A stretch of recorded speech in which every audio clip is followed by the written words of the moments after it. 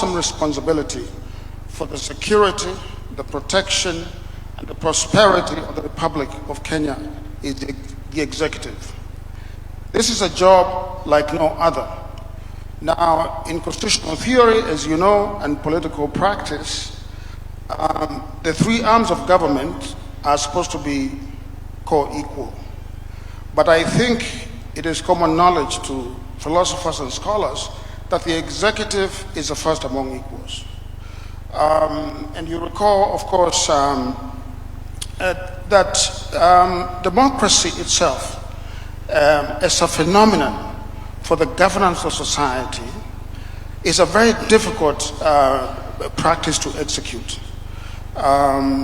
It was none other than Winston Churchill, who opined that democracy is the worst form of government except for all the others. Meaning that of all the systems of government, democracy is not perfect, but it is better than all the others. But Churchill also said something else. He said that the best argument against democracy is a 5-minute conversation with the average voter. What I'm trying to say is that the performance of democracy is very difficult. If something goes wrong in the country,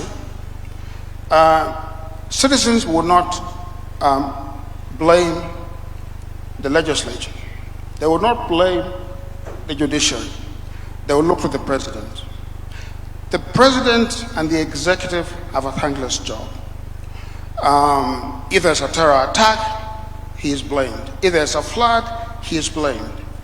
So I just want to say that for this system of government to work in our constitution, we need to understand that the doctrine of separation of powers and of checks and balances works only when there's comity and there is interdependence among the three arms of government.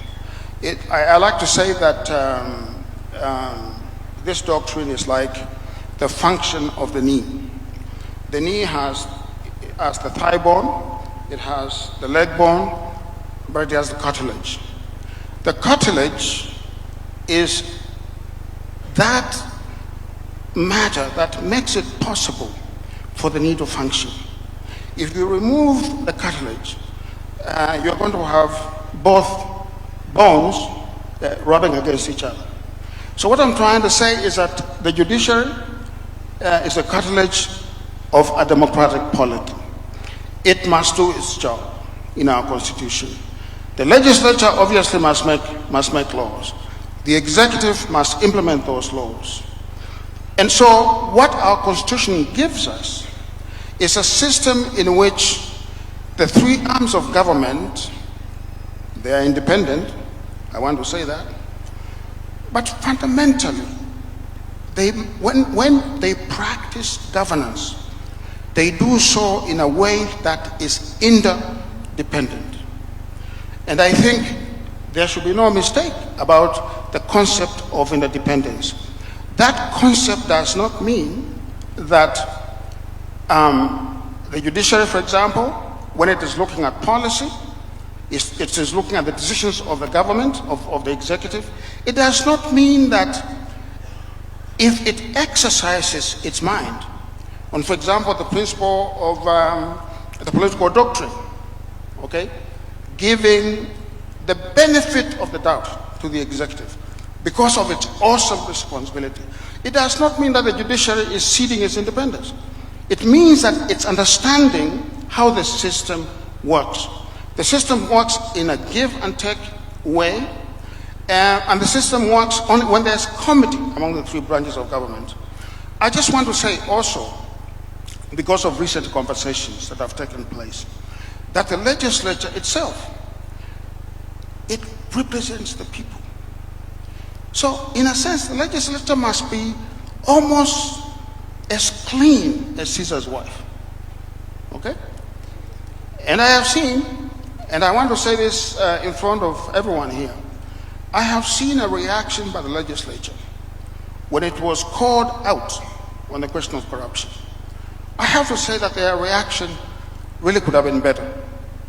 instead of looking inward, which is what our Constitution demands, they became defensive and looked outward. Yeah? The judiciary, similarly.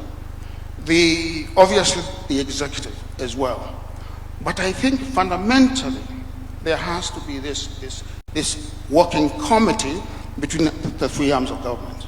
Thank you very much. Thank you very much. A round of applause, please, for a good professor. And I hope the president will not take any